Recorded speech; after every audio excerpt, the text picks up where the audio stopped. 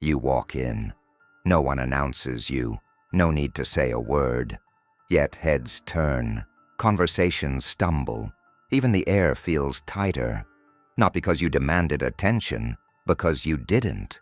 You controlled the room without a sound. This isn't charisma. It's not status. This is strategic silence. And Machiavelli mastered it. Most men enter a room trying to prove something. They talk fast, smile wide, fill every silence with noise. They're trying to earn space they already stepped into. And that's the mistake.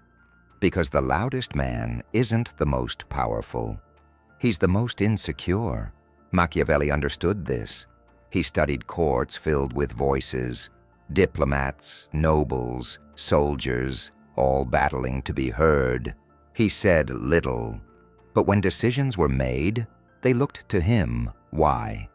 Because he refused to chase the rhythm of the room. He created his own.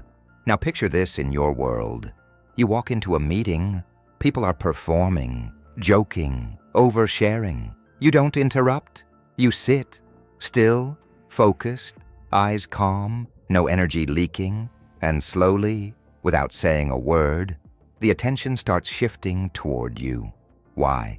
Because presence isn't built through noise. It's built through discipline. Let others speak. Let them rush to be seen. You only need to exist correctly.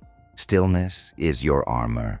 It makes people uncomfortable because they can't read you. And what we can't read, we respect, we fear. That's how you become the gravity in the room. You don't pull people in, they orbit you. Because the moment you stop performing, they start adjusting, they fidget, they explain, they try to earn your approval now. That's not arrogance, that's leverage. The men who command respect without speaking first aren't born that way. They train it. Every glance, every breath, every pause, calculated. They've rewired their presence to do what most people try to force with words. So here's the takeaway. You don't need to say more. You need to leak less. Conserve your energy. Stop trying to prove you belong. When you walk into a room, walk like you've already decided who's worth your attention, and not the other way around. That's silence. That's stillness. It speaks louder than any voice ever could. Rewind the clock. Florence, a room drenched in silk and ego. Ambassadors posture. Nobles trade half-smiles like daggers. Soldiers grip words like weapons. Every man in the room is armed with language, debating, threatening, charming, performing. And then Machiavelli enters. No announcement, no rush, no performance, just presence. He sits, he listens, he waits. And over time, something strange happens. The room shifts. Voices lower when he arrives. Arguments pause when he stirs. Men begin turning to him before decisions are made. Why? He wasn't the wealthiest. He wasn't the loudest. He just didn't participate in the noise. That was law one, deliberate stillness. In a world addicted to movement, the man who doesn't flinch becomes alien. And what's alien is powerful. Because you can't control what you can't predict. And you can't compete with what doesn't compete back. Bring that into your world. Walk into any space, a meeting, a gathering, a negotiation, and move like time bends around you. Walk slowly, stand still. Don't fill the silence. Don't reach for your phone. Don't chase eye contact. Let others adjust. Because when your body says, "I need nothing," it forces everyone else to wonder what you already know. Let your hands rest. Let your eyes hold. Let your face remain unreadable. You're not withholding energy. You're controlling the flow of it. That alone breaks the rhythm of the room. People start thinking, why isn't he trying to fit in? Why doesn't he seem nervous? What does he know that we don't? And in that confusion, dominance is born. Because it's not always what you say that gives you power. It's what people project onto your silence when you give them nothing to work with. People don't fear answers. They fear the space between them, the silence that doesn't explain, the stillness that doesn't blink. Machiavelli understood this, and he weaponized it. His presence wasn't just calm. It was a blade, one that never had to cut, because the threat was always enough. While others argued to be right, he watched. While others reacted on impulse, he measured. No wasted words, no unnecessary movement. Every blink was deliberate, every pause had weight. So when he did speak, just one sentence, just one movement, a glance across the table, it landed like thunder. Rooms went quiet. Not because he shouted, but because his stillness had already done the work. That's not charisma. That's architecture. He built his influence, not from what he said, but from what he withheld. He didn't demand attention. He became impossible to ignore because he didn't chase it. And that's your play. Stop broadcasting your need to be seen. Start building presence through absence. Because the man who doesn't ask for attention is the one everyone watches twice as closely. Why was presence so critical to Machiavelli? Because in every room, before the first word is spoken, a battle is already underway. And those who understand that win without lifting a finger. Machiavelli knew, if you control the room before you speak, you won't need to argue, you won't need to prove, you've already won. Power, real power, isn't loud. It's felt, quietly, deeply, without instruction. That's what presence is, an unspoken hierarchy. People feel it before they understand it, and once they feel beneath you, they adjust on instinct. They speak softer, they move slower, they ask for approval without knowing they're asking. But here's the part no one talks about. It begins with energy discipline. Most men walk into a room already bleeding power, smiling too wide, laughing too fast, explaining before anyone even questions them. They leak energy like it's cheap. They react to be accepted, and in doing so, they surrender the room. Machiavelli didn't. He gave nothing. No extra smiles, no preemptive laughter, no emotional cushions to make others feel comfortable. He didn't need the room to like him.